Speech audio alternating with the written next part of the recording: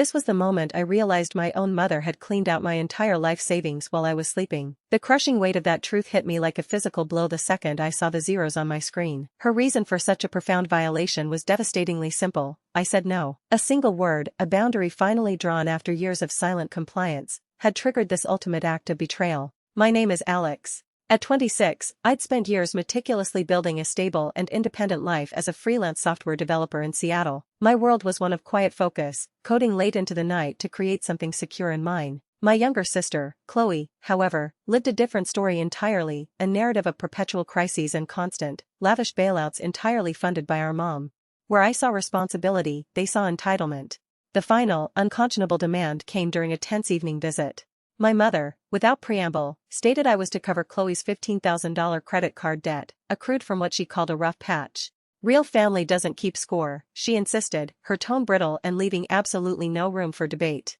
It was not a request, it was an expectation wrapped in the gauzy language of familial duty. My refusal, however, was absolute.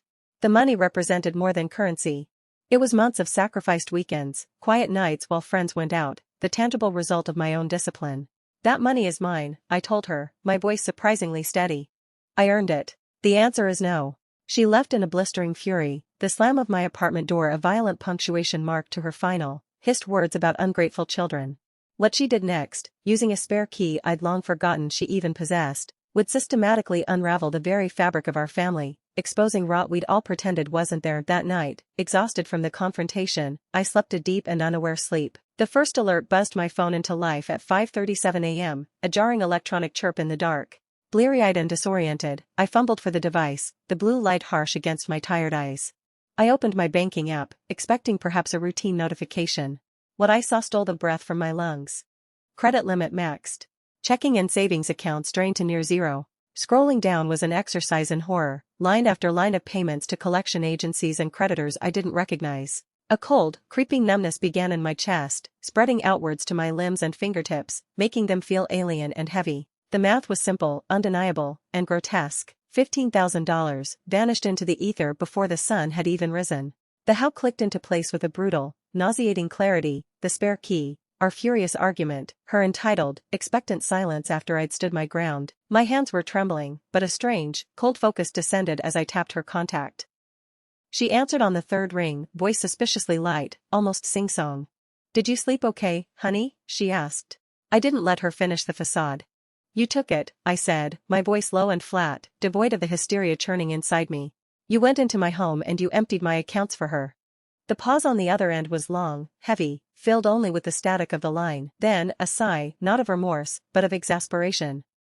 "You left me no choice," she stated, as if explaining something obvious to a child. "She's family, we look after our own. You'll understand one day when you have your own." The casual dismissal in her voice, the utter lack of contrition, was its own profound kind of theft. It stole any last illusion I had about her motives. I realized in that crystal-clear moment that some family lines aren't connections, they're tripwires, carefully laid and waiting for you to stumble. I hung up without another word. The initial, paralyzing shock began to harden and crystallize into a single, laser-clear thought, evidence. I needed proof, a wall of it. My friend Jamie, a sharp and pragmatic paralegal, met me an hour later at a weathered waterfront diner, the smell of coffee and salt air filling the space.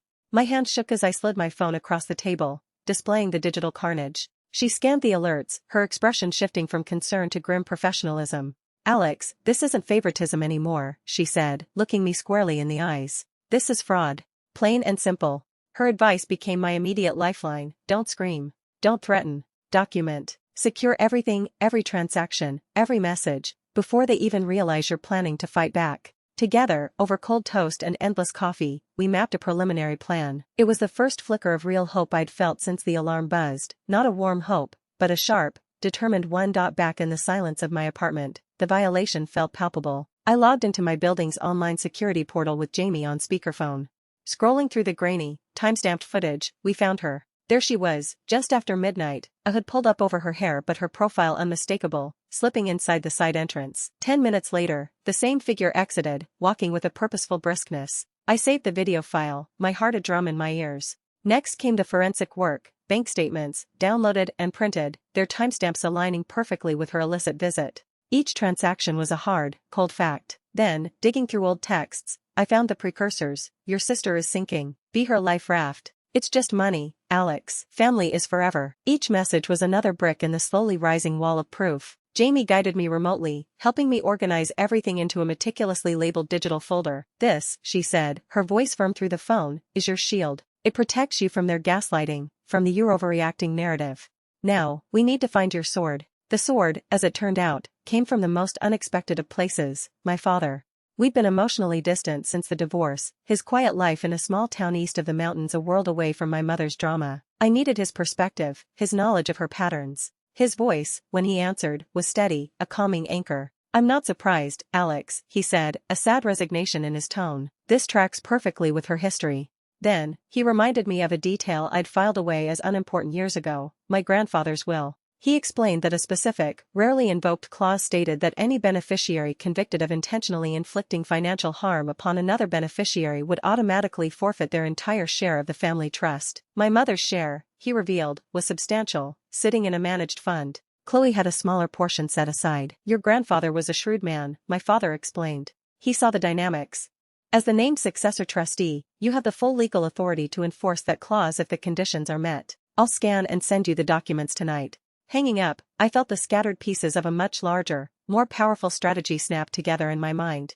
This was no longer just about getting my money back, it was about enforcing a consequence they never dreamed existed. With Jamie physically by my side for moral support, I walked into the bustling police precinct, the folder of evidence clutched like a talisman. Detective Miller, a woman with a no-nonsense demeanor, reviewed the contents in a small, brightly lit interview room. She examined the security stills, the printed bank ledgers, the screenshots of texts. This is a very clear case of unauthorized access and fraudulent transactions, she stated matter-of-factly, opening a formal case file on her computer. The weight of taking this step, of making this private betrayal a public, legal matter, settled on my shoulders. It was heavy, it was terrifying, but it was profoundly necessary. This was the line I had to cross. Several days later, a new twist emerged. My sister's now ex-boyfriend, Mark, called from an unknown number, his voice strained. He insisted on meeting somewhere neutral. We sat on a cold, metal bench overlooking the choppy gray waters of Puget Sound, the wind whipping around us. I had no idea, Alex, he began, his face pale with a mix of anger and shame. Chloe told me you generously agreed to a loan to help her get straight. She made it sound like you were her hero. After the police's visit to their shared apartment, however, Chloe had broken down and confessed the entire scheme to him in a panicked tear. He showed me his phone, displaying a chain of texts between Chloe and my mother. They discussed the best time to use the key, speculated on when I'd be in deepest sleep, and even joked about my predictable, quiet nature making me an easy target. The betrayal, I saw then, was deeply collaborative.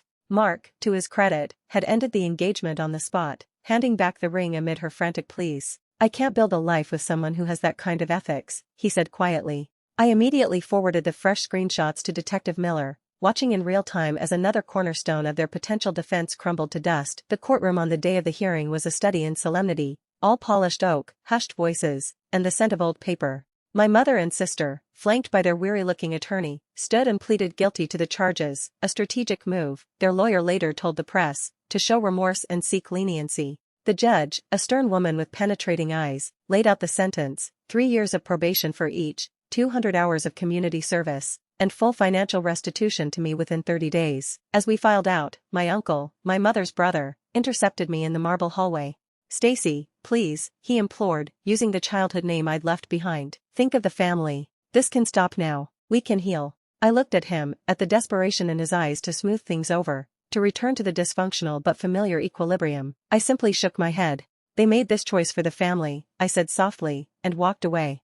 Their public, legal admission was the final key I needed. The criminal consequence was set, but the financial reckoning was just beginning. Using the official conviction documents, I formally filed the trustee claim with the county probate court. The obscure clause in my grandfather's will was invoked. The process was administrative, almost anticlimactic in its dry paperwork, but the result was seismic. Their trust shares were legally and irrevocably redirected.